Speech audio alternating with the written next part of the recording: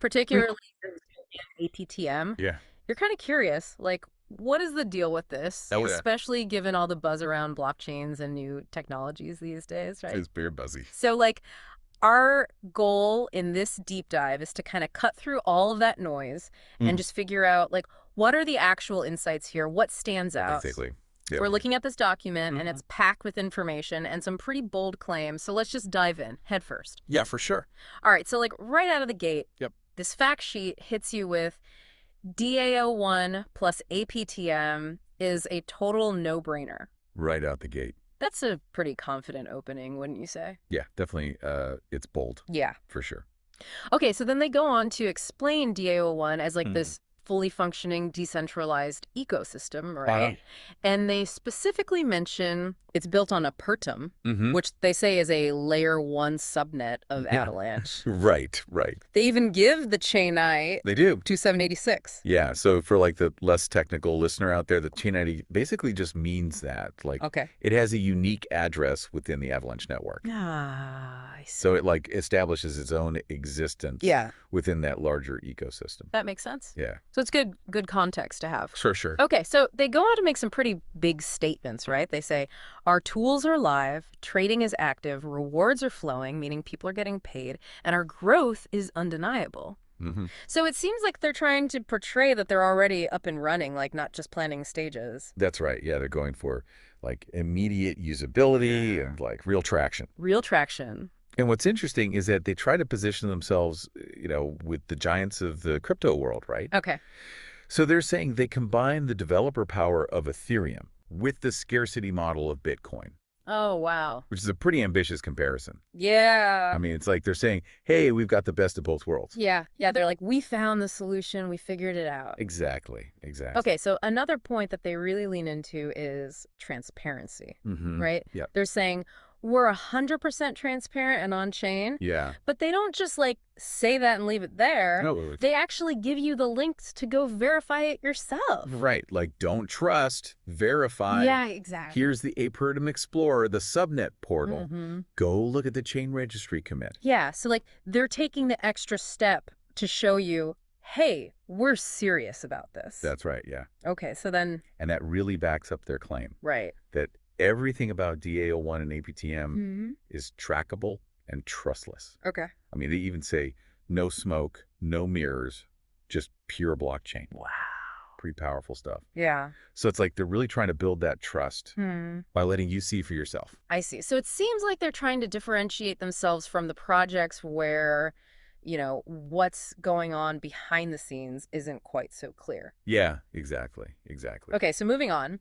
The fact sheet is very clear that DAO1 is absolutely not just another token that you buy and sell. Right. Or even just a DES key. Not just a DES. They're calling it a fully operational Web3 toolbox. So more than just buying and selling. Right. It seems like a much broader range of functionality. Yeah. And to back that up, Okay. they give a pretty detailed list of all the components of this toolbox. Okay, so let's dive into this list because they mention a lot of different tools. They talk about a sniper copy bot. Right, the sniper copy bot. Which they say automatically mirrors the trades of top crypto traders. So if you're someone who's like, I want to automate my trading strategies, yeah, this sounds pretty appealing, right? It does, but how does it work, like, logistically? Do they explain that? They don't get into the super nitty-gritty technical details. But it sounds like this bot is connected to various trading platforms. And based on certain parameters that you set, or you choose which traders to follow, it basically copies their trades in your own account. Interesting. So you can kind of leverage the expertise of these successful traders without having to like constantly watch the market yourself. Yeah, that makes sense. Yeah. Then they mention this other bot, right, the market analysis bot. They say it gives you real-time technical data and trend signals. So this is probably for the more active traders out there. Yeah. Who are looking for, data-driven insights. I see. To make decisions. But what kind of data? Like, what are we talking about? So typically, these types of bots, they analyze things like price charts, trading volume, and all kinds of, like, technical indicators, like moving averages, RSI. Okay. And they use all that stuff to identify, like, potential trading opportunities, or maybe, like, big trends in the market. I see. And the real-time part is key here because that means you're getting up-to-the-minute information. Gotcha. So you can react quickly Makes sense. to whatever's happening. Okay, and then there's this third bot, the APTM mining bot. Yeah, the mining DAO. Which is kind of interesting because they say it gives you virtual mining rewards without needing any hardware. Right. No, like, physical mining rigs or anything. Right, because when you think of mining, you think of all this energy-intensive equipment. Exactly, yeah. So what exactly do they mean by virtual mining?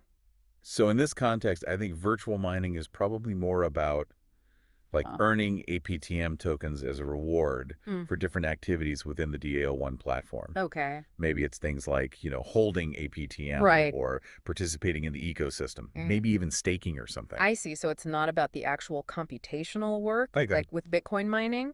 Yeah, it's more about incentivizing participation within their own platform. Ah, that makes sense. Yeah. Okay, so then they've got this affiliate program. Right, the affiliate program. Where you can earn recurring income just for a $9 monthly fee. So clearly they're focused on growing their user base. Yeah. Through referrals. Yeah, classic affiliate program. Right. And the recurring aspect suggests that they're going for like a subscription model. Yeah, it sounds like. For some of their services. Yeah. Then they mention the Apertum wizard. The wizard. Which is, they say, you can launch your own smart contracts, tokens, even projects in minutes. Ambitious. Yeah. So for someone who's like brand new to this, like what is a smart contract? Okay, so a smart contract is basically like a piece of code that lives on the blockchain. And it automatically executes the terms of an agreement when certain conditions are met.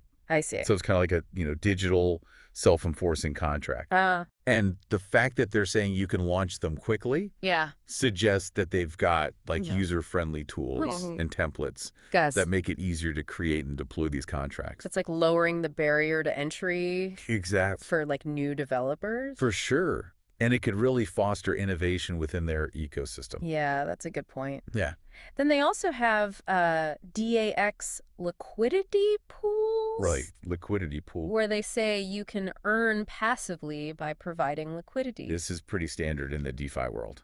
Yeah, I've seen this before. So basically in a DX, which is a decentralized exchange, liquidity pools are created by users who deposit pairs of tokens. Okay. And this lets other people trade those tokens easily. Yeah. And as a reward for providing that liquidity, the people who put in the tokens get a share of the trading fees. Ah, okay, so it's like passive income. Exactly, yeah. Cool. And then finally they talk about their Explorer. Right, the Explorer. Which, again, goes back to that transparency thing. Yeah, they're big on transparency. Where you can track, verify, and audit everything on chain. That's right. So when they say Web3 toolbox, they really mean it. Like they've got a whole collection of different tools and services. It's not just about the APTM token. Right. It's about the whole ecosystem around it. Yeah, the whole package. Exactly. Okay, so moving on. The fact sheet also talks about the actual use and trading of APTM. Okay, so they're getting into the real world stuff now. Yeah, they say APTM is live and liquid across major global exchanges. And they specifically name MEXC Global, Bitmart Exchange, LBank Exchange, and P2B Exchange. Yeah, so those are all pretty established exchanges. Yeah, I heard of those. And they even include like click-to-access links. So you can go check it out yourself. Exactly. Which is good. Yeah, being listed on multiple exchanges is huge for any crypto project. Yeah. Because it makes it easier for people to buy, sell, and trade the token. Right. And that increases liquidity. Right, exactly. They go on to say trading is live, volume is building, and community growth is accelerating. So they're painting a picture of like increasing activity and interest. Yeah. Which are all good signs. Yeah, definitely positive indicators. Yeah. And being listed on these exchanges can really boost a project's visibility, potentially bring in more users. And increase the trading volume.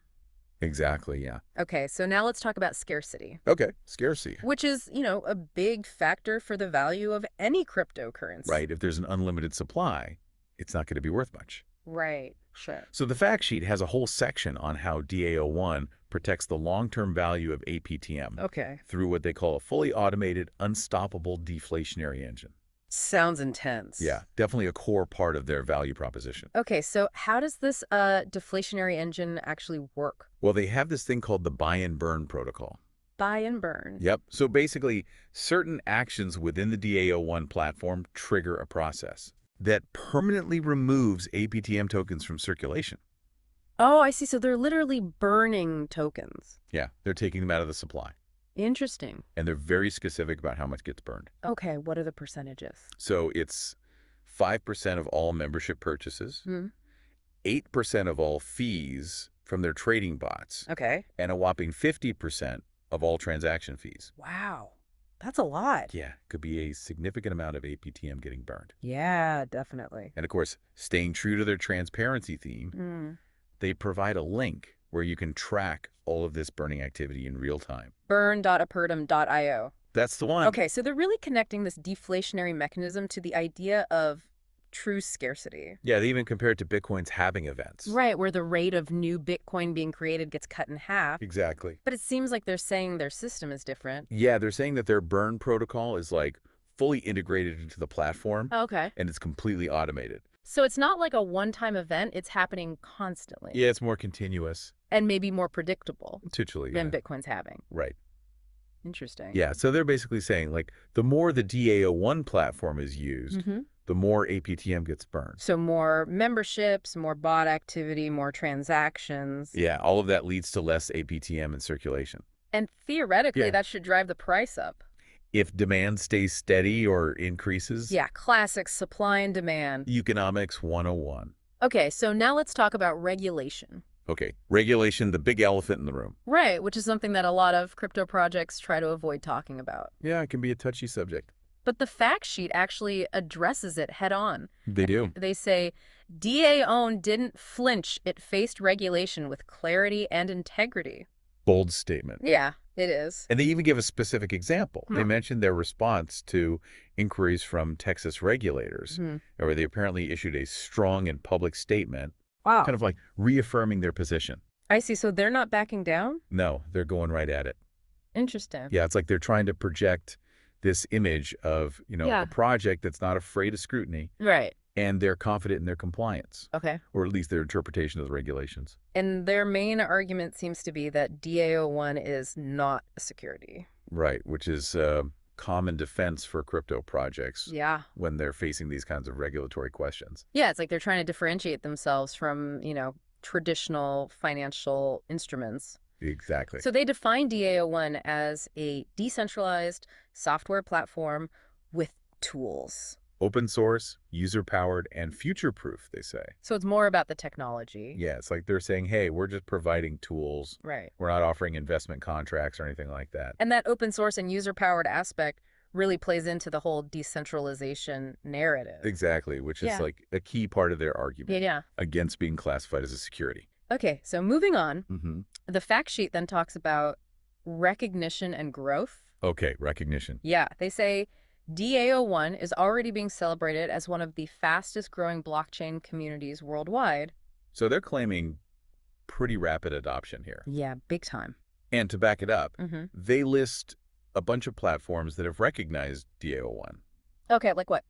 So they mentioned Coin Central, Blockonomy, CoinMarketCap, and Zai Crypto. Right, right. And they even say, like, money checks and more. So they're trying to show that they're getting attention from multiple sources. Yeah, it's not just like one little blog or something. Right, these are established platforms. Exactly, yeah. And getting mentioned on CoinMarketCap is a big deal. It is, because that's like the go-to source for crypto data. Yeah, yeah, everybody uses CoinMarketCap. Right, so being listed there can really boost a project's credibility. Absolutely. Yeah. They wrap up this section by saying, this isn't just noise, it's real traction, and it's growing daily. They're really hammering home that growth narrative. Yeah, it's like they're saying, hey, we're not just hype, we're the real deal. That's right. Okay, so here's a question that I think a lot of people might ask when they see a new project like this. Is it too early to get involved? Yeah, that's a valid question. Like, does it even matter yet? Right. Is there any point in jumping in now? The fact sheet actually addresses this directly. They do. They say, no, it's early enough to benefit, but advanced enough to believe in. Okay, so they're trying to strike that balance. Yeah, like, it's not too late, but it's also not too early. Right. They're saying there's still a lot of potential for growth. Yeah. But the project is also established enough to have some confidence in it. Okay, and they take this even further by providing a comparison table. Oh, interesting. They show Bitcoin in 2009 at month 3, Okay. Ethereum in 2015 at month 3, and then they compare that to DAO1 APTM at month 3. So they're trying to put their progress into historical context. Right, like look how far we've come in such a short time. Yeah, and they're comparing themselves to two of the most successful crypto projects ever. Exactly, pretty bold move. It is, for sure. So for Bitcoin at month 3, they say it was just launched, low activity. Okay, so just getting started. Yeah, and no significant trading, tools, or recognition. Mm-hmm. Makes sense. Then for Ethereum at month 3, Yeah. they say it was still in testnet frontier phase. Okay, so not even fully launched yet. Right, and again, no real trading, just initial concept and development of tools. Yeah, still early stages. And only emerging community interest, meaning not a lot of recognition yet. Okay, so now let's see how DAO1 stacks up. Yeah, so at month 3, they claim their tools were already live and functional. Okay, so they're already ahead in terms of development. Right, and they were on both DAX and CEXs. Meaning decentralized and centralized exchanges. So they had multiple avenues for trading. Right, they say trading was active, they had multiple tools available, Okay. and they'd already gotten some media mentions and exchange listings. So they're saying they're ahead on recognition as well. Exactly. So their conclusion is that DAO1 has leapfrogged the initial development and adoption gaps Wow, they're really going for it. that Bitcoin and Ethereum face. Yeah, they're claiming they've learned from the past and built faster. Right. And they say, the ecosystem is ready to scale and you're still early enough to ride the wave. That's a pretty compelling argument. Yeah. If their claims about their early achievements are true. Right. Of course, it's important to remember that the crypto landscape was very different back in 2009 and 2015. Totally, yeah. So it's not a perfect comparison. No, but it's still a strong point they're making. Yeah, within the context of this fact sheet. Okay, so finally, the fact sheet wraps up with a summary of why they believe DAO1 is a no-brainer. Right, they're bringing it all together. So let's go through those points quickly. Okay. First, they emphasize their transparency. Yeah, which we talked about a lot. Right, on-chain data, open source platform, everything verifiable. That's their bread and butter. Yeah, for sure. Okay, what's next? Second, they highlight the functionality of the platform. Real tools, live now, not just promises. Right, they're trying to address that skepticism that people have. Yeah, of new projects. Yeah, we're not just vaporware, they're saying. Exactly. Okay, what else? Third is their deflationary mechanism. Right, the true scarcity engine. Yeah, the buy and burn protocol. Yeah, we've already gone over the details of that. Yeah, so fourth is their recognition. They point to the media mentions and exchange listings. So they're gaining visibility and acceptance. Right. Which can be huge for attracting new users. Yeah, definitely. Okay, what's next? Fifth is accessibility. They say it only costs $9 a month to earn, mine, and grow. So pretty low barrier to entry. Yeah, very accessible. And lastly, they emphasize their decentralized first approach. Right. Tech-driven, freedom-aligned, unstoppable. Hitting all the right notes. Yeah, those are all big buzzwords in the crypto space. Right. And then they end with a call to action. Yeah. Join now, build now, earn now. Well, it's still early and still obvious. Very persuasive. Yeah, they're really driving it home. Yeah, they're like, don't miss out. The time is now.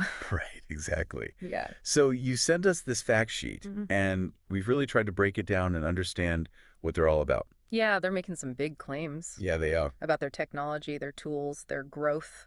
They're leaning hard on the transparency aspect. That's right. And the fact that their tools are already live is definitely interesting. Yeah, that sets them apart from a lot of projects. Yeah, and their deflationary model is pretty unique. Yeah, that buy and burn thing is definitely something to watch. It is. Yeah. So, I mean, based on this document, they paint a pretty compelling picture.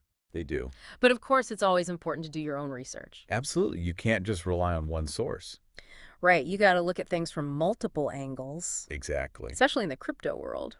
Yeah. Things can change so quickly. Yeah. So given all of this, what do you think, like, what further exploration would be valuable for our listener? Yeah. I mean, they made these big comparisons to Bitcoin and Ethereum. Right. So I think it would be interesting to, like, really dig into those comparisons and see if they hold up. Yeah. Like, how similar are they, really? Exactly. And I think it's also important to look at the team behind DAO1. Mm-hmm. You know, their experience, their track record. Their credibility, yeah. That kind of stuff. Yeah, because ultimately it's the people who are building this thing that determine its success. Exactly. And I would also say, like, yeah, look at the community around DA1. the community. Yeah. Are they engaged? Right. Are they passionate? Are they building things? Yeah, because a strong community can really make a difference. Absolutely. In a project's success. So, lots to think about. Lots to think about. For our listeners out there. Yeah, it's an exciting space. It is. But it's also important to be cautious.